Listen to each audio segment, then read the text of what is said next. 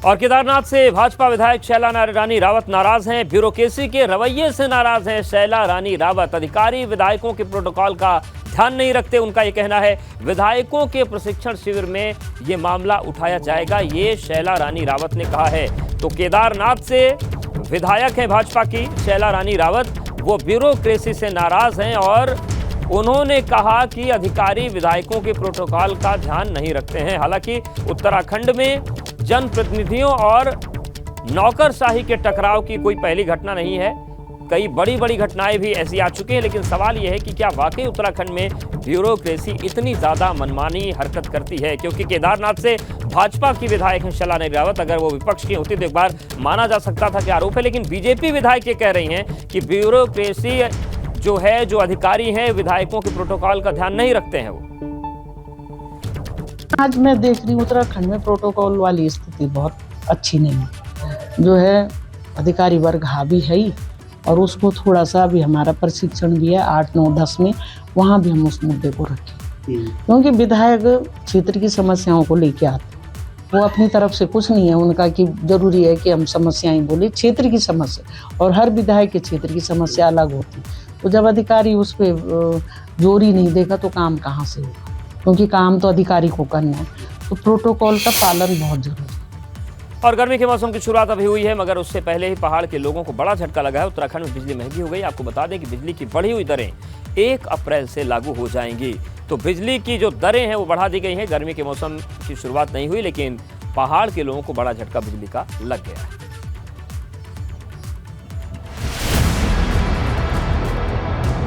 गर्मी शुरू होते ही उत्तराखंड के लोगों को लगा बिजली का झटका।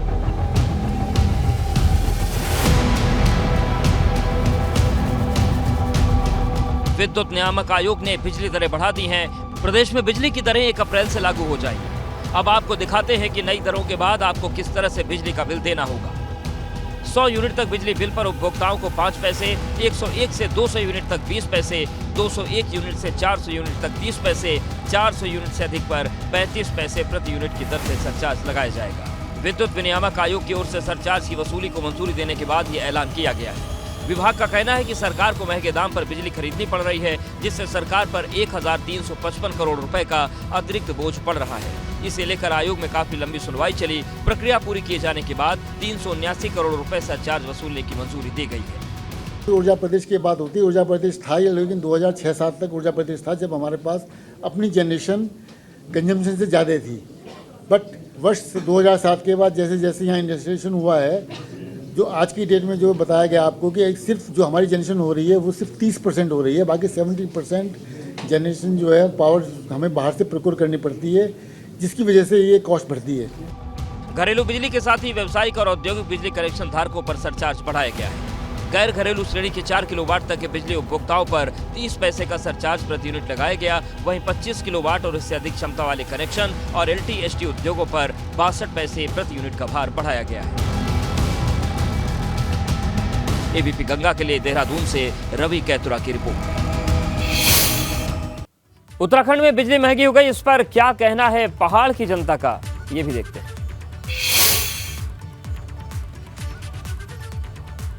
बिजली सब चीज़ है, अगर बिजली है तो सब चीज़ है। आप दाम बढ़ जाएगा तो आदमी क्या करें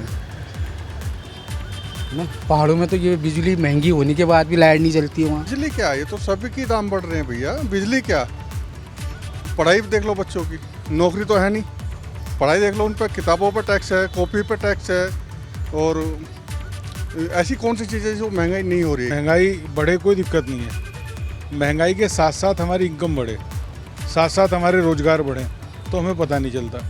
परंतु पिछले 8 वर्षों से ऐसी परिस्थिति बनी हुई है कि हमारी जो आय है वो तो बढ़ नहीं रही है।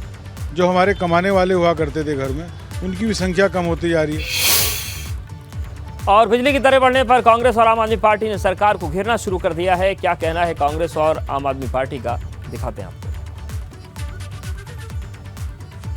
प्रदेश में ये चौथी बार एक ही साल में दाम बढ़ाए गए हैं, और ये दाम कम नहीं बढ़ाए, 13.2 की कीमतें बढ़ गई हैं, जिससे उपभोक्ता जो पहले से ही महंगाई से त्रस्त है उसको और परेशान करने का काम है। कैसा ऊर्जा प्रदेश है, जिसमें हम ऊर्जा पैदा करते हैं, दूसरे राज्यों को दे रहे हैं, लेकिन अपनी आवाम को देने के लिए तैयार नहीं है। जिनसे आपने 1 यूनिट बिजली भी नहीं ली और उनको सैकड़ों करोड़ रुपए का भुगतान पिछले वर्ष किया है, क्या उस भुगतान का जो घाटा है उसको आप आम जनता के सिर से निकालने की कोशिश कर रहे हैं? बिजली के दाम बढ़ा करके सरकार महंगाई की मार कर रही, जबकि दिल्ली और पंजाब में केजरीवाल जी और भगवंत मान की सरकार वहां की जनता को निःशुल्क बिजली उपलब्ध करा रही है। तो सरकार अपना वित्तीय प्रबंधन ठीक करके जनता को महंगाई की मार से बचाने का काम करे।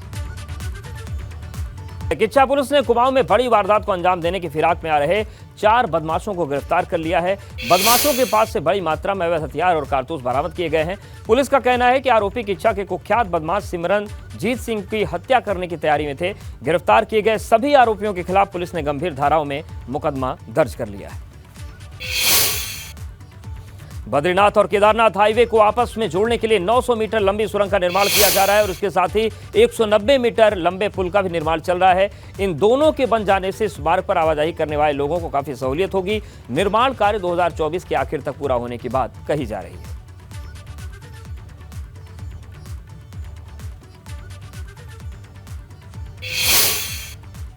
हल्द्वानी में नगर निगम ने ऐसे लोगों पर सख्ती दिखानी शुरू कर दी है जो अपने घरों का कूड़ा नालियों में फेंकते हैं। नगर निगम का कहना है कि जब घरों से कूड़ा उठाने के लिए गाड़ियां लगाई गई हैं, फिर लोग घरों का कूड़ा नालियों में क्यों फेंक रहे हैं। नगर निगम के अधिकारियों ने चेतावनी दी है कि अगर लोगों ने अपनी आदत में सुधार नहीं किया तो कार्रवाई शुरू की जाएगी। हमारी पूरी जिम्मेदारी है कि हम कूड़ा उठा कर ले जाएंगे और जिनकी गलती के कारण कूड़ा सड़क पे आया उनको भी दंडित करेंगे, लेकिन जो लोग नालों में कूड़ा फेंकते हुए पाए जाएंगे उनमें हैवी जुर्माना किया जाएगा। 25,000 तक का जुर्माना किया जा सकता है और अगर स्थिति में सुधार नहीं हो तो मैं FIR भी कराने से बाज नहीं होऊंगा, क्योंकि नालों में कूड़े फेंकने से नाले जाम हो रहे हैं। उधर उत्तरकाशी के लोगों के लिए अच्छी खबर है। नगर पालिका ने कूड़े की छटाई के लिए टेंडर जारी कर दिया है। पालिका ने 72 लाख रुपए की कूड़े की छटाई करने का काम देहरादून की एक फर्म को दिया, जिससे अजैविक कूड़े का निस्तारण हो सके। 4 धाम यात्रा के दौरान कूड़े की समस्या बढ़ जाती है और उस समय बड़ी मात्रा में कूड़ा इकट्ठा होता है। पिछले 5 साल से कूड़ा तांबा खानी सुरंग के बाहर वाले पुराने मार्ग पर डाला जा रहा है। करीब 300 मीटर क्षेत्र में यहां पर कूड़े का पहाड़ खड़ा हो गया है।